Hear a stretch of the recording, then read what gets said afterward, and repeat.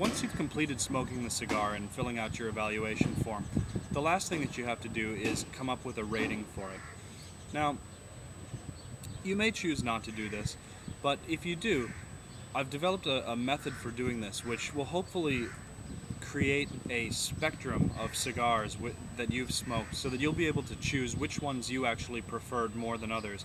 And the numbers will be far enough apart that you'll actually be able to differentiate between the ones that you truly enjoyed, with the ones that were okay, and the ones that had some element that you weren't too happy with. So I've developed a 1 through 10 scale, but please feel free, and I do this myself, use decimal points in between if something doesn't quite fit. I do this on a very regular basis. Now, the scale goes from 0 to 10, 10 being the best cigar ever, and 0 being just absolutely atrocious. And it goes up from there. Now, numbers 5 and 6, right in the middle, are number 5 would be an acceptable cigar, number 6 would be a good cigar. I find that many of the cigars that I smoke are good cigars. They're not very good, they're not slightly flawed, they're good. They're good cigars, and there's absolutely nothing wrong with a cigar receiving a 6 rating. If it's acceptable, so I didn't really enjoy it, it was okay, it was an okay, acceptable cigar, but it wasn't what I would call a good cigar, then it receives a 5. That's not a terrible thing. I'm quite fine with smoking an acceptable cigar. Of course, I would prefer cigars that are better.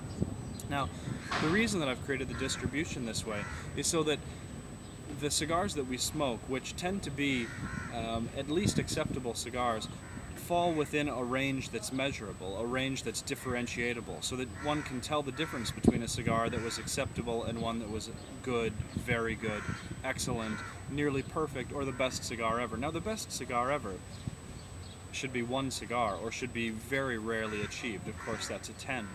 Number 9, nearly perfect, should also be extraordinarily rare. Occasionally I do smoke a cigar that receives a 9 or somewhere like that. I've yet to smoke a number 10 cigar. A number 7 is a very good cigar. Now, quite a few cigars will fall into this category. Perhaps 20% of the cigars that I smoke will be what I consider to be very good. Maybe 5 to 10% will be excellent, which is right above that. So it should be quite clear, and really the whole idea of using this number system is that you should be able to come up with a concept in your mind of what is a good cigar, a very good cigar, an excellent cigar, a nearly perfect cigar, and the best cigar ever. Now, it doesn't have to be the same as what other people choose. The point of this system is to evaluate cigars according to your own taste preferences.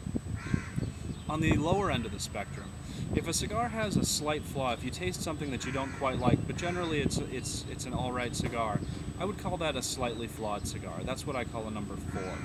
Number 3 is something that is what I call seriously flawed. Now, that's something where consistently throughout the smoke maybe there was a sour taste or a bitter taste, or it had burn problems such that you weren't able to actually enjoy the cigar. Very rarely you'll come up with something that's a number 2 or a number 1. A number 2 contains bad flavors. That's just something that is absolutely unenjoyable to your palate. And a number 1, hopefully you'll never receive something like that. So look at the scale, look at the descriptions, and come up with what in your mind makes sense to be the numerical value for the cigar that you smoked. I hope it was a 10.